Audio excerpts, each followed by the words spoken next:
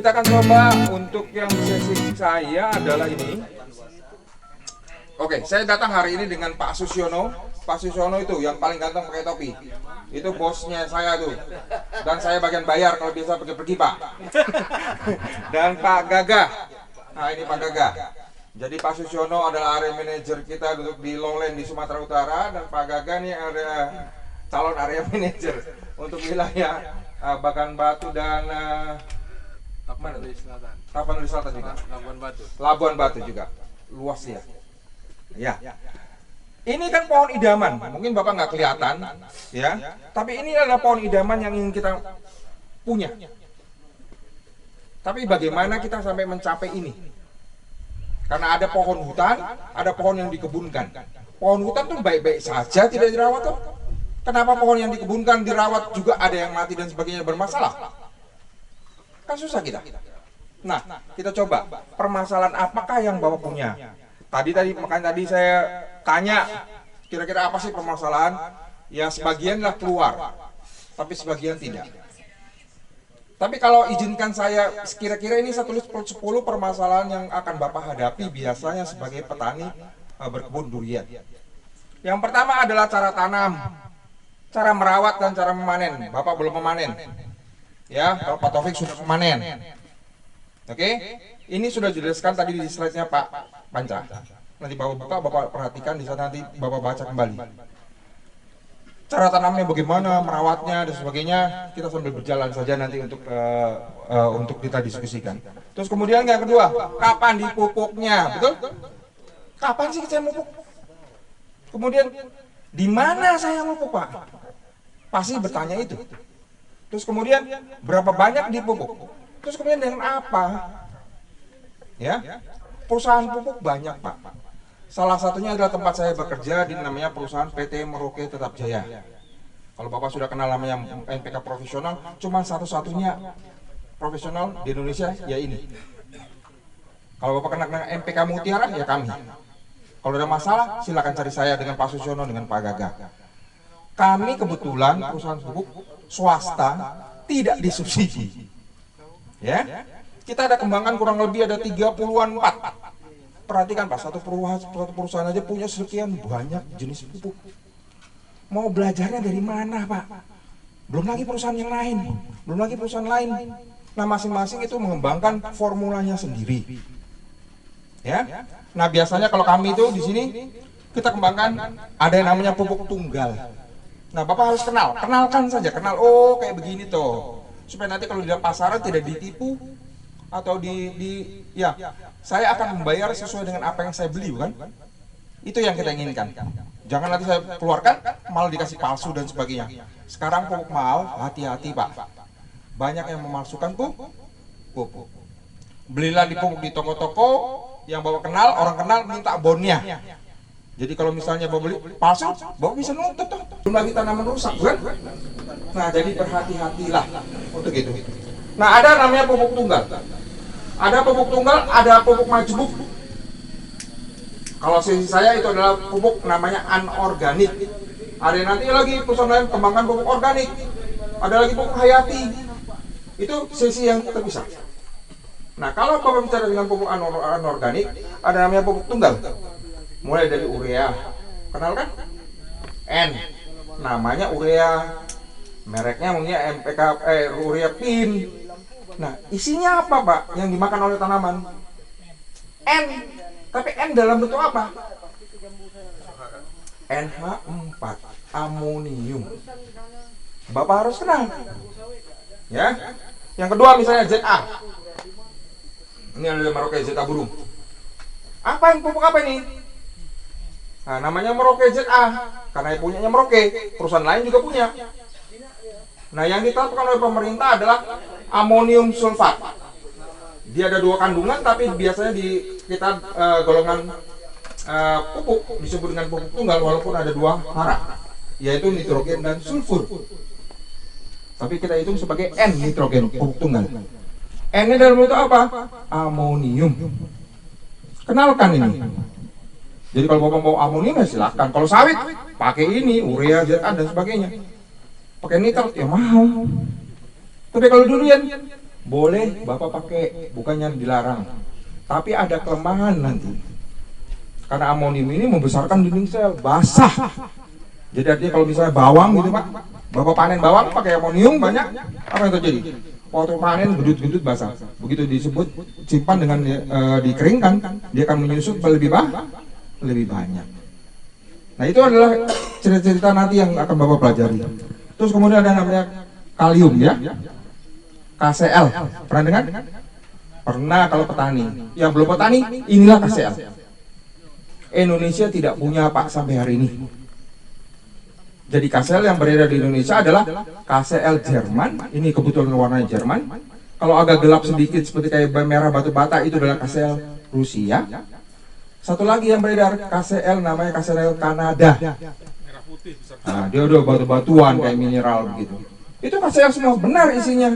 Apa? K2O. K2O-nya 60%. Masing-masing punya syarat yang ditentukan oleh pemerintah supaya Bapak memakainya aman dan harganya juga Bapak apa yang Bapak keluarkan itu yang Bapak dapatkan. Ya.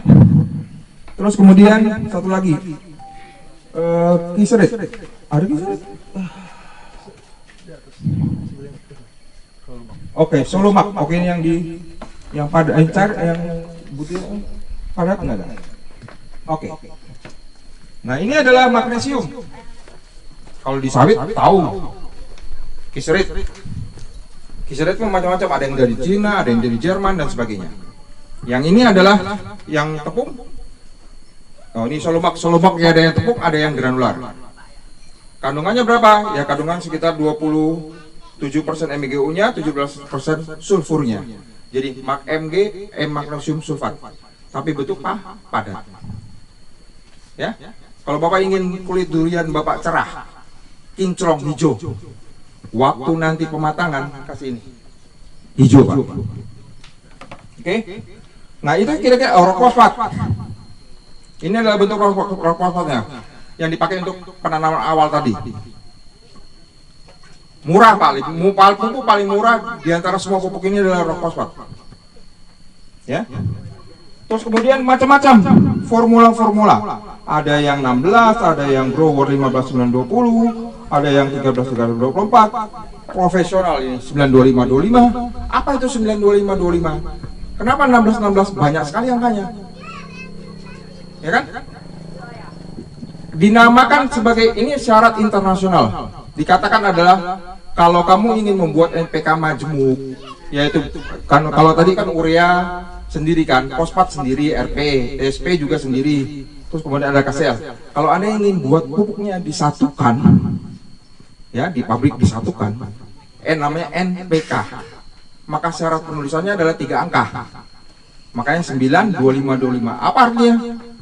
9% nitrogen amonium ini, P25-nya adalah 25, K2O-nya adalah 25.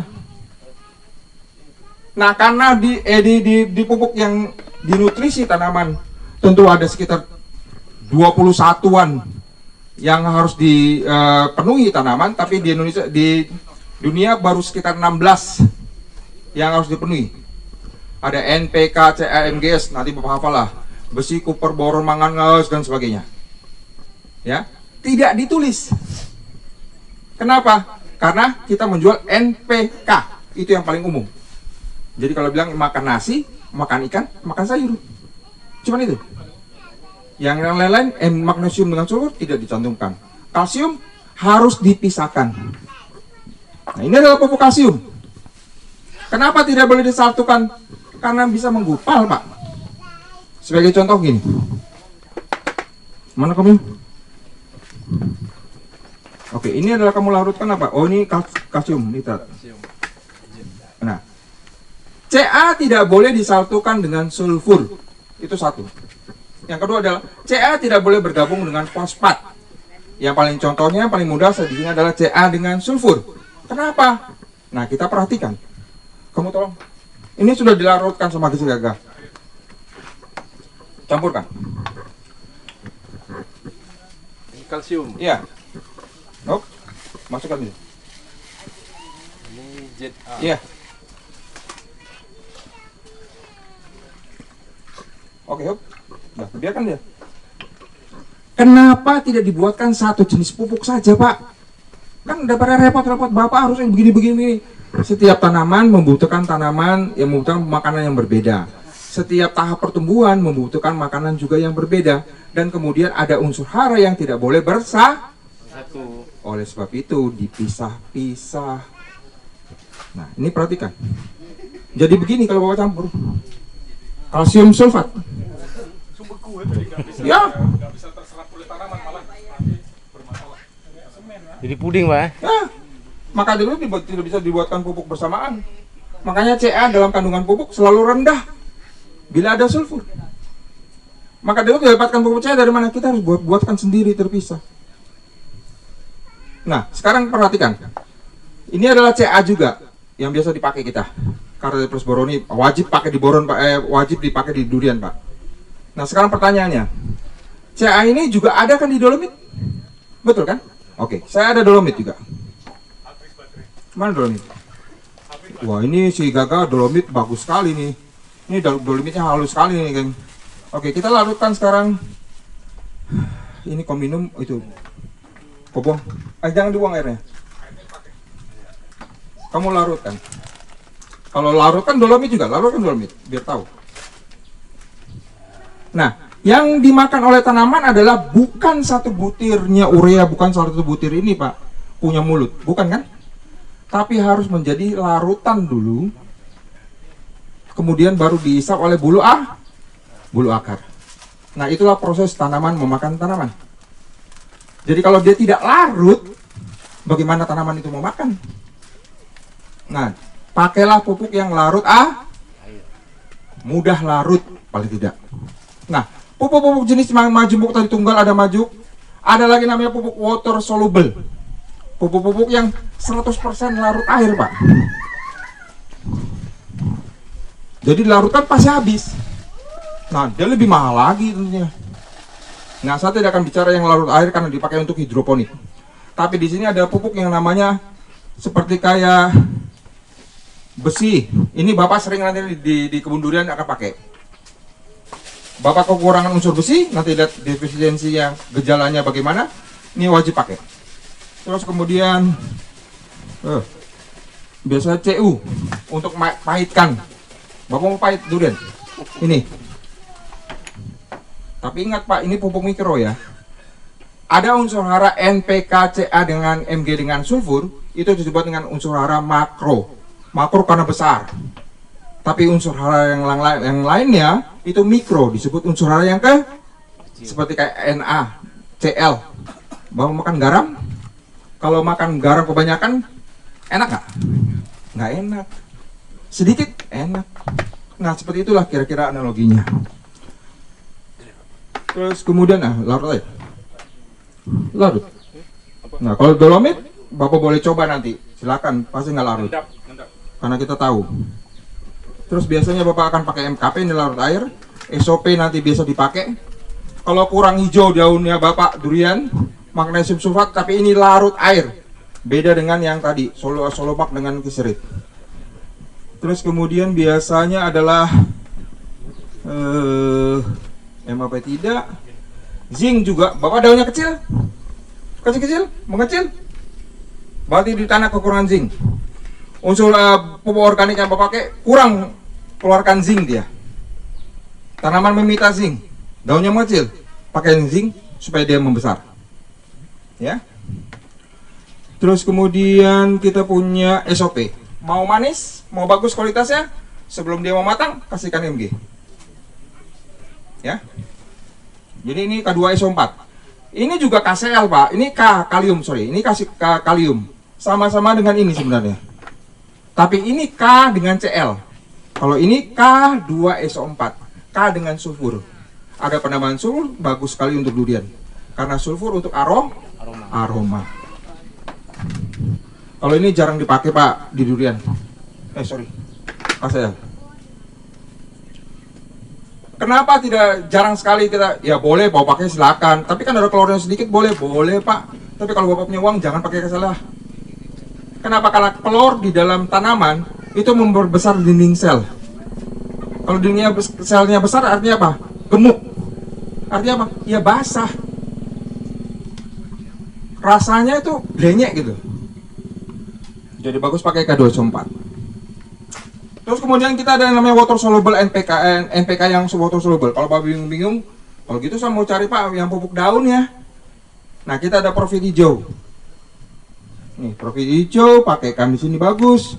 Profit hijau, Profit merah, Profit orange boleh pakai.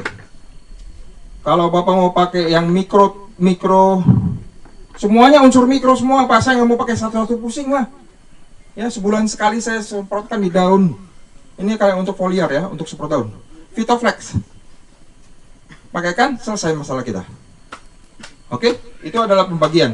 Nah, sekarang adalah yang subur kali. Mungkin Bapak akan pakai banyak ini, subur kali. Biasanya untuk subur kali adalah kalium, magnesium, sulfat. Jadi K-nya ditambah untuk membesarkan dan maniskan buah, Mg-nya untuk hijau daun dan kulit buah jadi kinclong, sulfurnya menambah aroma. Ya, ini sudah umum dipakai juga untuk didu dan untuk kualitas buah. Ya, kalau ini yang biasa lah 16-3 kali grower 20-10-10 itu biasa. Kira-kira itu Bapak tahu banyak sekali jenisnya, harus hati-hati dan kenali ya. Ini kalau ini sampai besok Pak Sony nggak dibongkar kan? Oke, jadi ini saya tinggalkan di sini aman lah. Nanti sampai besok pun boleh lihat sambil menghafal sedikit. Oke. Kemudian Bapak akan bertanya masalah ketiga. Ini bagi yang sudah pohon yang berbunga. Kalau sekarang kan sebagian baru mau tanam belum berbunga kan? Nah, Pak Taufik punya sudah berbunga. Biasanya pupuk untuk pembungaan apa sih? Betul kan? Ya tadi Bapak tanya, saya punya tanaman durian kok belum berbunga. Pak ingat Pak, durian yang Bapak tanam yang kita usahakan sekarang ini sudah hasil daripada para ahli. Bapak kalau tanam dari biji saja, itu bisa berbunga lebih dari 6 tahun. Sekarang dengan model sambung seperti ini, Bapak sudah bisa dihemat. Paling tidak 5 tahun dia berbuah. Dan kemudian kita tahu hasilnya pasti sama dengan induknya, bukan? Karena dia secara vegetatif, tidak kawin. Jadi Bapak tunggu sedikit saja boleh lah tuh. Durian itu 5 tahun pasti ada yang bisa enak, ada yang enggak. Kemudian durian itu makin tua, makin banyak buahnya Pak, makin enak Pak. Ini Sigit nih, paling senang Om Sigit. Kalau makan yang pahit-pahit, wah itu makin tua makin enak. Tadi kita makan durian tua, buahnya makin kecil, konsentratnya lebih banyak, lebih enak. Jadi tanaman durian juga harus membentuk bantalan bunga. Di tadi Pak Cepanca jelaskan, bantalan bunga harus yang di horizontal itu harus keluarkan bantalan bunga. Makanya dia bilang, ini buah pertama atau bukan? Kalau kita penikmat durian, kita tahu, wih sudah bagus ya pertama. Kita bilang, nggak enak. Oh, nanti mungkin musim kedua enak, musim ketiga akan lebih enak dan sebagainya. Jadi buah pun lebih banyak karena bantalan bunga lebih banyak. Terus kemudian Bapak akan tanya, bagaimana cara pruning durian? Sudah dijelaskan Pak Panca. Hama penyakit sudah dijelaskan sama Pak Panca juga. Terus jenis apa yang ditanam? Bukan? Saya mau nanam jenis apa sih? Bapak. Nah, sekarang gini, Pak Taufik, Bapak tanam durian apa aja Pak? Saking, bawor, oci. Mosaking, bawor, oci. Kenapa Bapak tanam itu? Sudah dikenal. Karena dikenal. Kenapa Pak? Lagi Pak?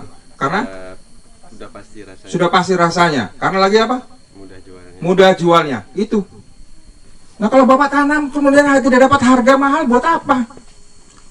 Pertama adalah Bapak harus dapat harga yang bagus, bukan? Nah yang dikenal sekarang itu adalah Mosaking, oci, bawor. Pembibit juga tahu bahwa yang diminta itu banyak 3 jenis ini. Nah sekarang apakah durian yang lain tidak enak? Enak. Tapi ya itu butuh waktu, butuh proses, butuh diviralkan. Supaya apa? Permintaan banyak, supply kurang, harga naik. Sekarang Bapak nanam Mosaking, oci dulu. Tadi bilang 480.000. Kalau mau makan, kalau nggak mau ya terserah, nggak usah. Wah enak kan Pak? Sekilo dengan kulit Pak itu jual Pak. Bukannya buah, tapi dengan kulit buah. Terus kemudian berkembang lagi mengendalikan trubus saat berbuah. Ini belum. Tapi Pak Taufik akan hadapi. Kenapa? Karena kalau Bapak berbuah terus kemudian trubus, apa yang terjadi? Buah rontok, dalamnya mengkal, matang tidak sempurna. Itu akan dihadapi. Tapi tadi belum keluar oleh Bapak kan? Bapak pasti akan nanyakan itu. Nah, bagaimana menyetop dia, Pak? Supaya tidak keluar daunnya dulu saat dia buah, saat dia pematangan buah. Kenapa? Karena tanaman harus membagi. Apakah untuk haranya nanti untuk ke buah atau haranya untuk ke pucuk? Kan itu masalahnya. Itu masih terjadi perdebatan di antara kami. Ya. Terus kemudian isi daging, buah mentah dan tidak matangnya tidak merata. Apakah kekurangan kalsium dan sebagainya? Matahari kurang dan sebagainya. Kenapa? Karena kalsium tidak naik. Itu akan kita jelaskan. Terus kemudian bunga dan buah rontok sebelum umur panen. Ini yang menjadi masalah. Sudah diharapkan tunggu 130 hari gitu, 120 hari. Tiba-tiba 100 hari itu sudah rontok. Kurang 10-20 hari kira-kira. Apa yang terjadi buah itu? Keras, mengkal, kan rugi kita. Nah, tanaman jangan dibuat kaget, Pak. Jangan kepanasan kaget, jangan kebanyakan air kaget. Nah, kalau kaget dia pasti ngaco dia. Jelaskan hari ini dalam waktu mungkin lebih bagus, dalam ruangan ada papan tulis, saya akan jelaskan lebih detail. Tapi kalau jenis analisis tanah yang paling mudah adalah sekarang begini. Bapak bisa mengukur kadar namanya bahan organik. Ya, ingat, bisa mengukur kadar organik. Kalau kadar organik di tanah diambil, dianalisis, itu bisa seluruhnya, Pak. Mau pH-nya, mau organiknya, mau C-nya, NPK, CMG, semuanya keluar. Baru kita tahu apakah tanah kita subur atau tidak. Sudah selesai pelatihan di hari pertama. Besok kita lanjutkan lebih ke praktek. Sini driver guys, sudah menonton dari Aceh Jaya. Sigit Purwanto pulang.